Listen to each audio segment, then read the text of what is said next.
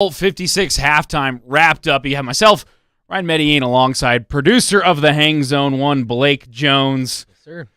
As I think the ultimate word that we're both feeling is let down, maybe not enough. And it's tough because, you know, they only get 10, 15 minutes, and they being Dr. Dre, Snoop Dogg, Eminem, Mary J. Blige, and some other guests, I guess we can say. Am I missing anybody? Yeah. Kendrick Lamar. Yeah. We saw 50 Cent make an appearance, which, let's be honest, that's them doing him a favor, right? Oh, yeah, for sure. 50 Cent has not been relevant for a very long time. No, and this was billed as a California Super Bowl, so bringing a rapper that's not really a part of his clique, and I mean 50 Cent from the East Coast, that felt kind of weird. But and he was hanging from a ceiling.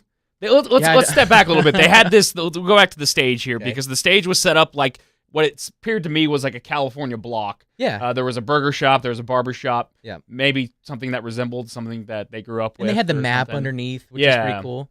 Stage was awesome. I give that a 10 out of 10. Yeah. Snoop Dogg came out in a house. Dre was on top of the roof. Yeah. He had like a fake turntable that he was playing on. But I don't know. It was just odd what they did because you look at Eminem only got to do really just Lose Yourself. I have the set list here. So it was started off with next episode with Dre and Snoop. Of course. California, which I really thought they would hit on harder than they did. They only gave it about 30 seconds. Yeah.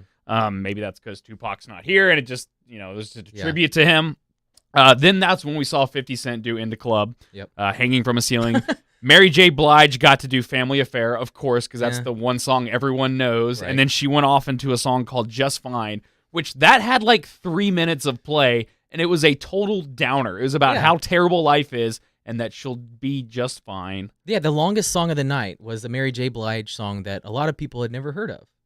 I know we were all in the studio, Justin and Mino are in there watching to do their post-game show after. We're all scratching our heads like, why is this getting as much play as it is? Well, yeah, because you read off the first couple songs and you're like, okay, I'm feeling it. I'm feeling good. And then Mary is here to just bring you right back down. That was when we got introduced to Kendrick Lamar for the first time doing Mad City. And he only really did the first 10 seconds, the yeah. Yeah. Because that's the part everybody loves, and everything after that is just kind of the rap. Yep. He then went into All Right for probably another minute or so, but that was the last we saw of Kendrick Lamar. Yeah. Obviously, with all the names out there, Dre, Snoop, Eminem, he's not going to get as much play because it's about the older guys. They're kind of pushing the rookie around there. Well, yeah, but those are the same guys that gave him like the key to hip-hop after that album, so I was hoping he would get a little more stage time. It felt like Mary J. Blige got more than he did. Yeah, and questionable because I'd rather see the others. But look, Family Affair, that song hits. It's a good song. Yeah, it's a good song. That's a good song.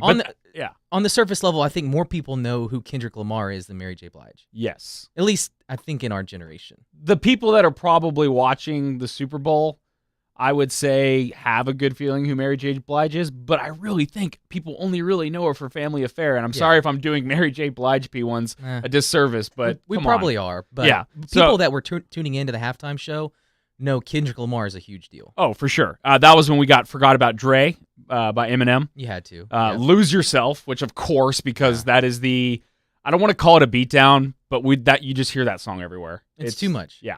Yeah, it's up there with Don't Stop Believin' by Journey. And that probably frustrated him and they probably demanded, like, no, you're going to do Lose Yourself because he has so many other good songs.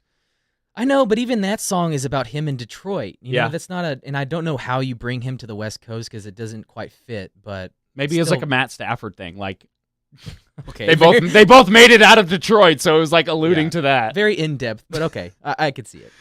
Then we got, by the way, a note here is that I read an article this morning, and Justin read the same one, that they told Eminem that he could not kneel because of the Colin Kaepernick thing. And the NFL, obviously, kneeling is a very sensitive topic for the NFL. Okay. And Eminem did go down onto one knee for a very long time when Dre got on the piano and did Still Dre. One quick thing on Eminem, but if you remember the Super Bowl trailer, he was sitting there like playing with the words, and we got a feeling that it would be some sort of like Eminem versus Slim Shady, which, sitting back after it happened, I didn't see that at all. I wonder I wonder what the original plans start as, and then they have to, like any good segment, you have to cut it down, and you don't get to the things that you want to get to because, like I said, they only get 10, 15 minutes. I mean, it went by very fast. Yeah. Definitely questionable on how much time they spent on certain songs. Would have loved to have heard more California. I thought that would be the song that they all on stage got to do, but of course I all went on stage and did Still Dre, because Dre runs the show. He was the person asked to do the show, so I get it. He had to be the beginning and the end, and I think he bankrolled like $7 million of his own money, because I think the NFL has a budget like, hey, we have like $1 million we want to spend on this, and of course a guy like Dre is like, no, if I'm going to do this, we're going to do it right. I need my fake board in the background. Yeah, right? that I need that was kind of odd, because it didn't look like there was any buttons on it, but then if you look close enough, there were some faders and whatnot, but I doubt he was actually doing anything. No. But it makes sense, because like he obviously discovered Eminem, and he was a protege, or what's the opposite of a protege? Mentor? Yeah, mentor for Snoop. Yeah. Yeah, and I guess as we try to wrap this thing up, but just taking a step back, I thought the idea was really, really good, because last year you had The Weeknd, and he did all 15 minutes or whatever, and he went through every single one of his hits, and he did the weird mirror show, and he's dancing here in different costumes. Remember how many costumes he had last year? Is that when he had the plastic surgery thing happening? Yeah, and apparently like that was nobody ever learned about why he did that? I felt like he was, to some degree, overexposed, because it's hard for one act to take up that whole 15 minutes. But I thought the idea here was good, as you get the best of each little person up there, and you did, but I still came away wanting more. We were talking in there in the studio, we wanted a hologram Tupac, or we wanted somebody else. That would have been sick. They kept teasing who's going to be the surprise guest. It was 50 Cent. Which is a letdown. Dude, he does nothing these days. 50 Cent that was a favor. Like, I don't know what dirt 50 Cent has on Dre and all those guys, but he went to them and said, hey, I want in on this halftime. Please let me in. Please. Because it had no business being in there. Like, Into Club's a great song, but had no business being in there. It didn't fit.